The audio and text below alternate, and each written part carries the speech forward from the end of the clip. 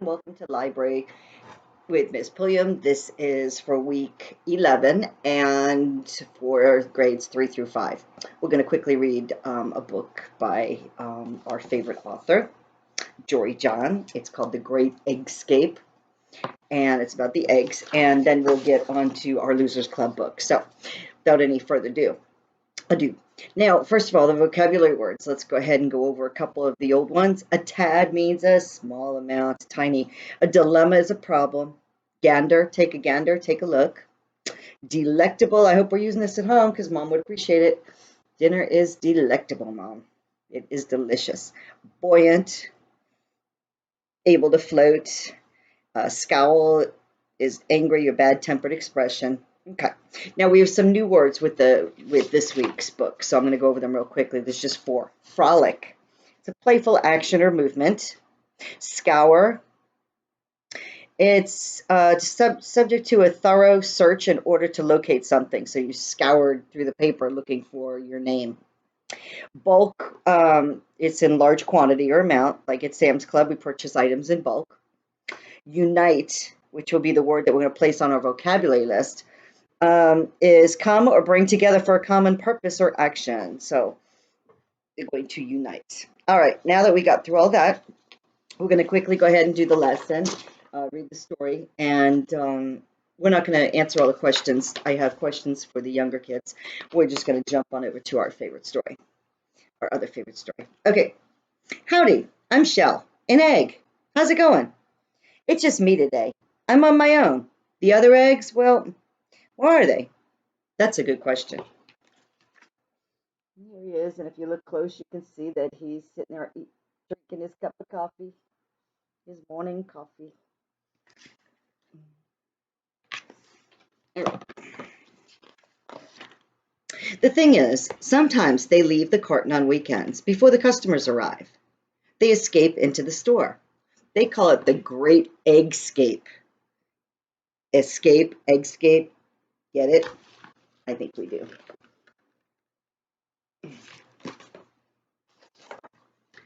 Me, I'm not really in the mood to run around. If you want to know the truth, I'd rather just sit here. I don't mind a little me time. No reason to go frolic with everybody else. I prefer adventures of the imagination. It's quite peaceful here without all the other eggs. Sure, there's a part of me that wonders what they're doing right now. I have a few guesses, though. And, okay, so he's reading a book here, The Great Escape. Great Expectations instead of expectations. And over here, they left a note. It says, "We are out. We'll return whenever we feel like it." So they're being all silly, aren't they? It's the weekend. Right this very moment. Okay, so I have to explain some of this because it's just doing like we and stuff. Okay, so it's right this very moment. This is what's going on. And it shows here that they've got a bag of egg dye. So they're jumping in egg dye and they're mixing it all up and making all kinds of pretty colors on themselves. And they're diving into a pool of it and they're just having a great time. So this one says, "We look amazing, so festive. Let's play a game. Everybody picks a good hiding spot." Good idea. Shell will have to come find us. He won't know where we are. I'm behind the tomatoes. I'm next to the avocados. I'm blended in with the potatoes. Ha ha. So each of them is different colors and they're blending in with the different foods. Hide. This is the life. When you live in a carton with a lot of roommates, you never get much peace and quiet. So I'm going to enjoy this while it lasts. And you see he's taking a bath and spa treatment and reading a book and taking a nap. Exactly 2 hours, 36 minutes and 2 seconds later. Nobody's back yet. Where are Clegg and Meg and Peg and Egbert and Greg and Shelley and Shelbert? Shelley and Shelby and Shelley and Sheldon and Frank and other Frank? Did I forget anybody? Anyway, they should have been home by now. These great escapes are usually over by lunch when everyone gets hungry. Okay. I'll just wait a few more minutes, then they'll surely be home quite soon. No reason to stress, no reason to pace, no reason to get all worked up. Now the clock, it goes bong. Okay, now I'm getting nervous. Where are my friends? Are they okay? Should I go look for them? But what if they come back while I'm away? Noon, it's noon. Morning is officially over. I just don't know what to do. So he's confused. What do I do?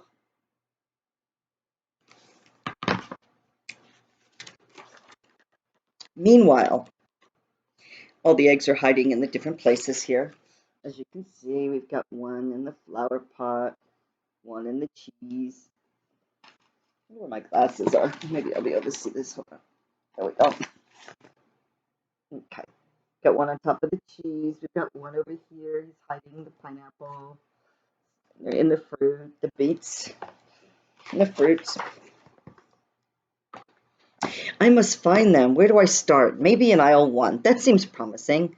Pickles, pickles, pickles. It's pickles. It's all pickles. Sheesh. Wait, Greg, is that you?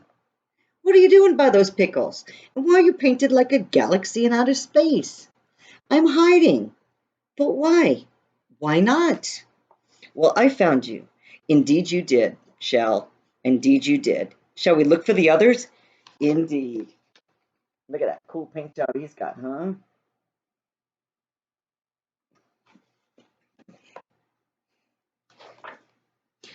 Found you, found you, found you. There you are, found you. So they're finding all the others. And is that everybody? Line up eggs. Let's see.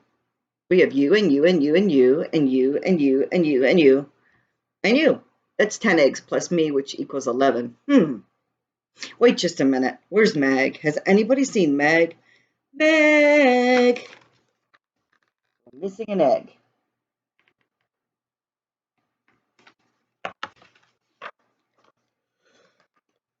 Oh, excuse me. Wait, where are you guys going? To get some lunch, Shell. Then maybe take a nap. Hide and seek is tiring. Meg will turn up eventually. She always does. Eggs, halt. As the old saying goes, if a fellow egg is hiding, we must look until we find them. Or maybe that's a new saying. Anyway, we're not finished until we're all back together as a dozen. Got it? Good. Let's go. They're not happy. They're ready to go home. But he's the voice of reason. Greg, search the high shelves. Peg, scour the low shelves. Clegg, don't forget the middle shelves. Sheldon, look through the bag of marshmallows.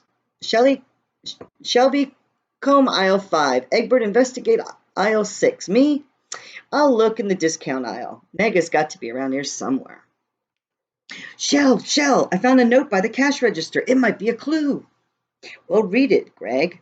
Okay. You don't have to yell. If you want to find an egg, just like a pot of gold, go where things are sold in bulk and look for something bold. It was a clue, Shell. I mean, it is a clue. Indeed, Greg, indeed.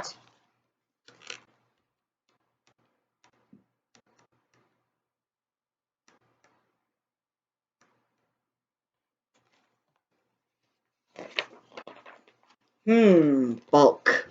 Bold, bulk, bold, bulk. Wait, I think I got it. Follow me, eggs, to the bulk bin aisle. Onward. So they're all heading over to look. Wow, there are so many bins. But which one is the right one? How would we know? Shell, remember how the clue said to look for something bold? Do you think Meg is hiding in there? And it says bold coffee on this big bin. Of course, Peg, of course. Eggs, shoulder stack, unite. So this is pretty funny. So they get on each other's shoulders. And down here, this one's down here is knocking on the thing right here. And he goes, knock, knock. We know you're in there, Meg. And here's Meg. Meg says, hee hee hee.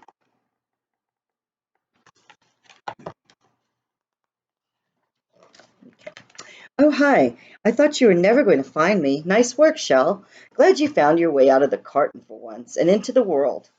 Thanks, Meg. But it wasn't just me. We found you as a group. And now we're back together again. Phew. Looking for eggs is fun. Finding eggs is more fun. But the most fun of all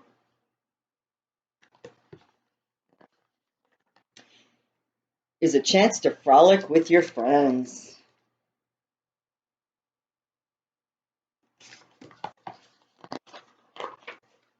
Say, when's the next great escape? Shall we do this again tomorrow? Indeed, we shall. And that is the end. Cute story. Little ones are going to enjoy it too. And it's got a lesson about teamwork, working together and things like that. But we're not going to worry about that. We are going to get on to our story. The the Losers Club. We were on chapter 20, and that chapter is called Rebranding. By 9 o'clock the same night, I'm sorry, let's do it again. By 9 o'clock the same Friday night, Alec admitted to himself that he wished Nina would care more about him and less about Kent. But the fact was, if Nina chose to hang around with Kent, there wasn't much he could do about it. So he did what he'd always done whenever a problem pushed in at him. He went looking for his comfort boots. Books. Like boots, wait a minute, books. And much later, when he finally fell asleep, Alec was shipwrecked on an island with the Swiss family Robinson. He woke up around 7 on Saturday morning, which was way too early. He tried getting back to sleep, but all his thoughts from the night before came crashing in. Plus, Luke was already waking up. He heard soft computer game explosions through the house. Then he smelled coffee. So he pulled on his jeans and a t-shirt and headed downstairs.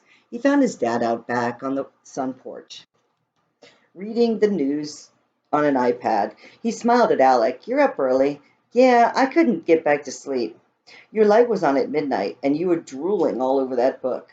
Alec smiled. Thanks for saving my place and for shutting off the light. His dad looked at him.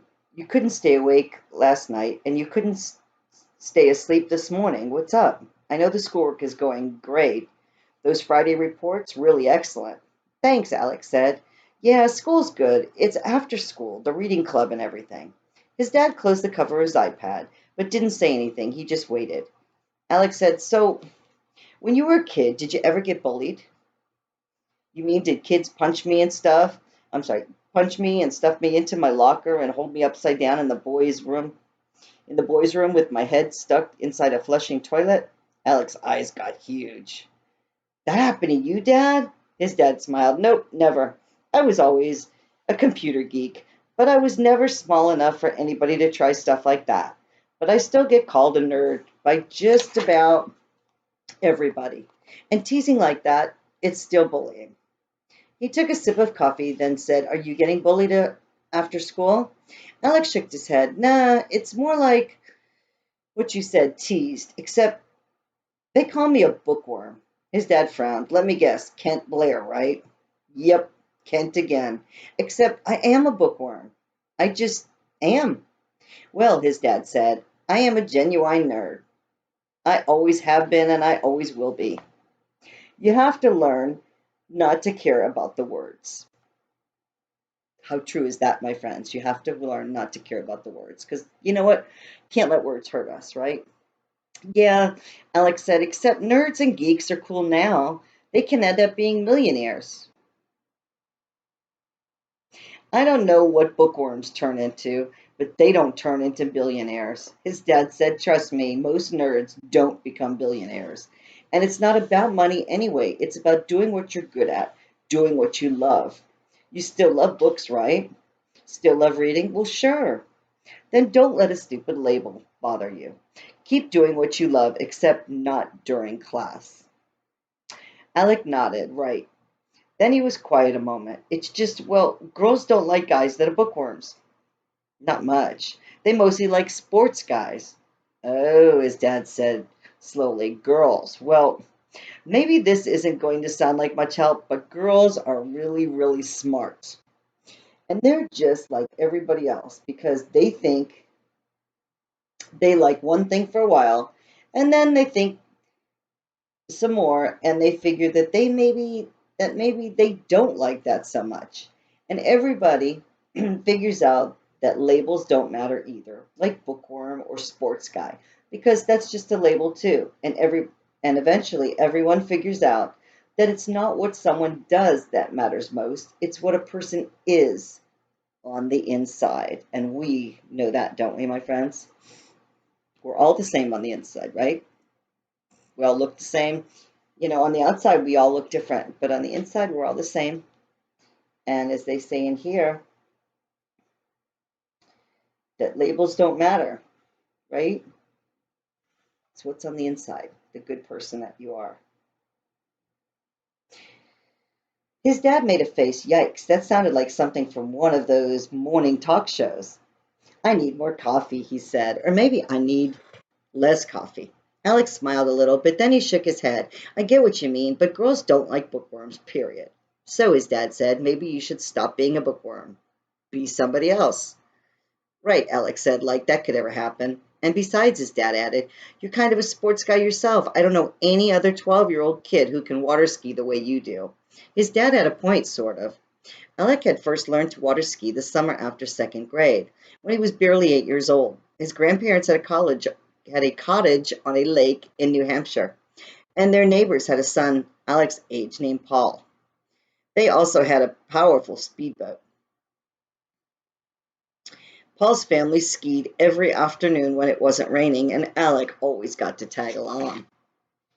It turned out that Alec was a natural on skis. He had a great sense of balance, he was strong and agile, and most importantly, he wasn't afraid to fall. Paul's older brother Liam was an expert at slalom skiing, and after Alec's very first time skiing, that became his goal. He wanted to go cutting back and forth across the wake on a single ski like Liam did, blasting out big plumes of spray with each sharp turn. With good coaching from Liam, by the end of the second summer as a skier, Alec was able to get up and stay up on one ski. And this past summer, before sixth grade, he really started feeling like he had full control out there.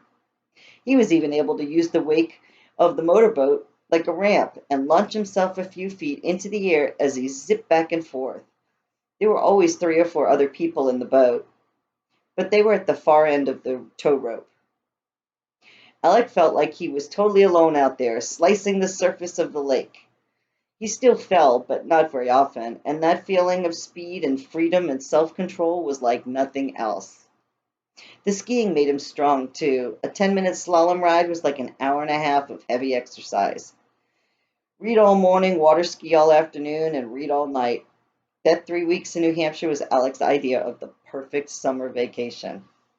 But being great on a slalom ski, it wasn't the same as being good at baseball or basketball or soccer or even kickball. Water skiing was something he did mostly by himself, sort of like reading, and no matter how good he was at it, it didn't count, not at school.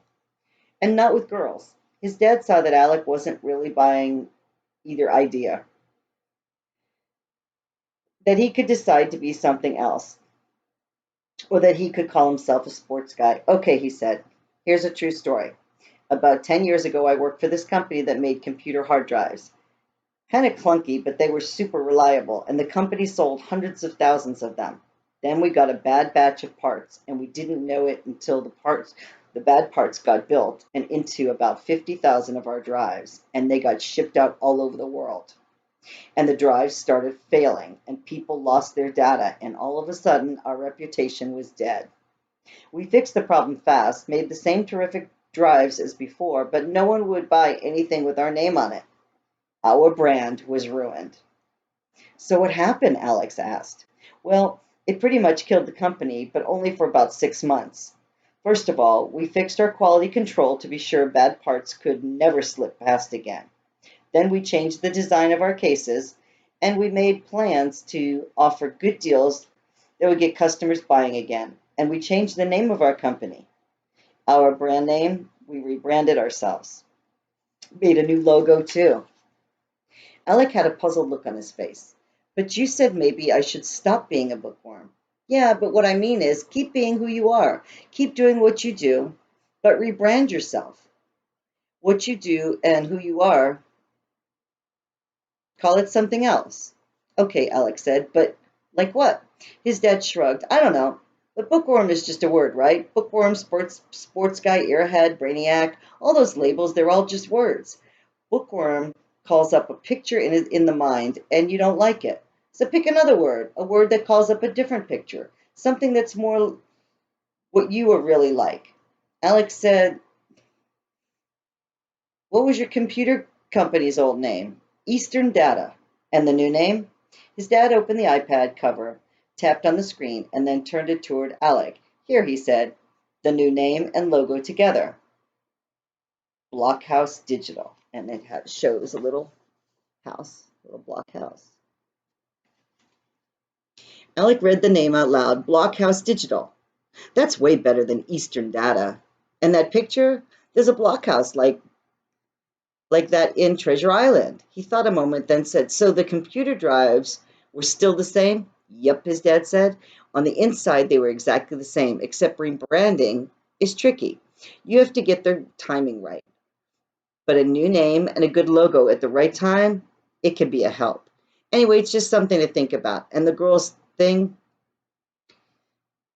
like I said, girls are smart. If you keep on being one of the good guys, girls are going to figure that out, no matter what. And that sounded good to Alec. And most of it even made sense, but he still didn't feel much better. And after he ate some breakfast, he went back to the Swiss Family Robinson, back to living in a treehouse on a distant island. Chapter 21 is called Welcome to Australia. Alex stayed tucked away inside his comfort books for the rest of the weekend. When he finished the Swiss Family Robinson and left their island, he started The Call of the Wild, Surviving in the Frozen Klondike, and those two books really took care of his Saturday. He spent most of Sunday stuck in survival mode, reading The Hunger Games. By bedtime on Sunday, Alec was 4 chapters into Hatchet, Camp Beside a Wilderness, lost and totally alone. And these favorite books had worked their magic, blotting out his own worrying and wondering and plotting and planning for 2 whole days. But Alec's reading skidded to a stop as the school day began on Monday morning, and once again he had to deal with real people, all his thoughts about them and all their thoughts about him too. Kent, he was in first period art class, acting tough and sneery and impossible to ignore. Nina, she waved and smiled when Alex saw her in the third period language arts. But all he could think about was how Kent had probably gone over to her house on Saturday, and how they must have played basketball in the moonlight. Plus, Kent had probably taken every chance he got to tell Nina not to hang around that club with that dorky bookworm anymore. And wouldn't she like to just switch over to active games and become a super sports girl? Because together they could rule the world. I am such an idiot. When am I going to get it? I'm not in charge of anybody but my own stupid self. Kent is Kent, and Nina is Nina, and I am me. And that's that. And I have to mind my own dumb business. This silent self-scolding session actually worked pretty well because later when he noticed Kent stopping to say hi to Nina at her table during lunch, it barely bothered him at all. And later when Alec got to the gym and he saw Nina getting another kickball lesson from Kent, he just shrugged and walked past to his table. No imaginary scenes or stories or plot lines. Still, he couldn't help thinking about Kent. But realistically, no fiction allowed. The guy was a bully and a show-off. He definitely thought he was the king of all sports. But if someone as smart as Nina still sort of liked him, and he was nice enough and patient enough to help her get better at sports, well, then maybe Kent wasn't such a completely rotten jerk. And even after all that stuff his dad had said about labels, those were the kindest words Alec could find to describe Kent. And with these semi-cheerful, semi-generous, semi-friendly thoughts in his mind, Alex sat down at the club table. Trying to shift his thinking away from Kent, he smiled at Lily and then opened Hatchet. After just a few pages, the long school day faded away, and then the club table vanished, and finally the whole gym, with all its drama, disappeared. 5 minutes later, something bumped the table, and Alec looked up, expecting to see Nina. It was someone else, a boy he didn't know. The kid said, "This is the Losers Club, right? I mean, that's what it says on the sign." "That's right," Alec nodded. "Well, I'm here to join." Alec closed his book. "How come you want to join?" "Well, I don't actually want to." "Then why are you here?" Alex stared at him. "Because of Kent. He told me I had to join." "What?" "He picked me for his team Friday, but I dropped two pop-ups during our games. So Kent said that I had to go and spend 2 weeks in the Losers Club, and then maybe he'd pick me for his team again when I got back." Alec was so angry he couldn't speak. Kent had sent this kid to his club as a punishment, the way the British used to send criminals to Australia. All those calm, half-generous thoughts from minutes before were smashed to bits, and Kent shot right back to the top of Alec's most hated list. The boy fidgeted, then said, and Kent told me something else. He said that while I was here, he wanted me to keep an eye on his girlfriend." The kid was embarrassed to say that word, especially with Lily listening in. His face turned brighter pink. Alec glared at the guy, sounding as angry as he felt. He said, "There's no talking or goofing around over here. No playing games, no listening to music, nothing like that. And Kent can't make you be somewhere you don't want to be. This table is only for reading, so you better just walk right back over there and tell him." "Oh, I know about the reading," the boy cut in. "Kent told me. That's partly why I got in trouble. Whenever it wasn't my turn, I always sat down to read, and Kent kept catching me. And that's when he started calling me a bookworm loser. And then I made those mess ups, and now here I am." The boy tried to smile. "My name's Jason." Alec did not smile back. The kid started to sit in Nina's spot, and Alec snapped, "Someone else sits there." And to himself he said, "Unless she never comes back from the kickball cuddle camp." Jason hurried around and sat on the same side as Alex, but as far away as he could get. Alec narrowed his eyes and examined the intruder. "So you're in fifth grade?" "Fourth," Jason said. For a fourth grader, he looked pretty big. Alex scowled, and using his gruffiest voice, he said, "Well, like I said, you can't do anything here except read. That's the number one rule of this club." Jason nodded and said, "Right, okay." He grabbed his backpack and got out a book, then sat up straight, holding it out in front of him, a serious look on his face. Alec tried to see the title of his book, and he tried to remember what he'd been reading back then. He almost asked, "So, have you read Because of Winn-Dixie?" But he stopped himself. The club rules said he had to let any kid join, but that didn't mean he had to be nice to this one. And then he opened up Hatchet again. The plot was still exciting, and Brian was still brave and smart, still hanging on, still facing one problem after another. But real life kept nudging Alec, and he couldn't get into the story. He glanced up, and Lily was looking at him. Her expression was partly puzzled, but mostly concerned. Alex was too mad to care what Lily thought, and he kept on reading, or at least trying to, because the new kid was so annoying. If he shifted his weight, or turned a page, or scratched his chin, or reached for a pencil, Alec noticed. Then the kid began to eat potato chips, and every crinkle of the bag, every munch and crunch felt like a small earthquake to Alec. He groaned inside, and he was just about to yell at Jason when Nina showed up. She looked at the boy, then at Alec. "Who's this?" Without lifting his eyes from his book, Alex said, "That's another loser. He's in fourth grade, and Kent sent him over here to keep me company." Nina tilted her head and looked at Alec a long moment. She almost replied, but then turned to the newcomer. "Hi, I'm Nina." The boy glanced at Alec, then back to Nina. Whispering, he said, "I'm Jason." She looked at his book and smiled. "I love that book. Totally hilarious, right?" "No." "Come here. Hold on a second, guys. Come here. Hey guys, do you remember my dog Duncan? Duncan, say hi to everybody. Hello. This is Duncan. He wants to get up on the bed, but I've got all my school books up there, so I have to lift him up there. I'll be right back. Say bye, Donkey.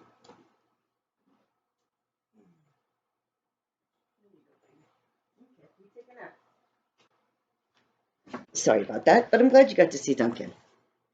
Okay, let me see where I was.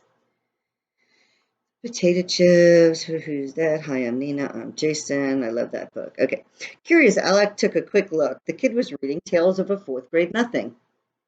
Jason nodded, still speaking softly. He said, "It's really good, but I usually go for stuff with more action, especially stories that are really different from my own life, you know?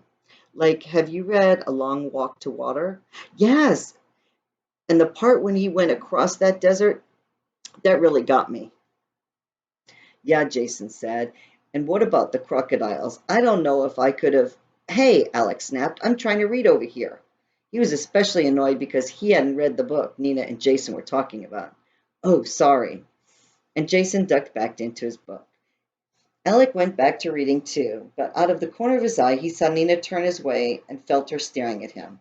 Alec kept focused on his book, but he braced himself for a blast. Nina was going to say something, but she didn't.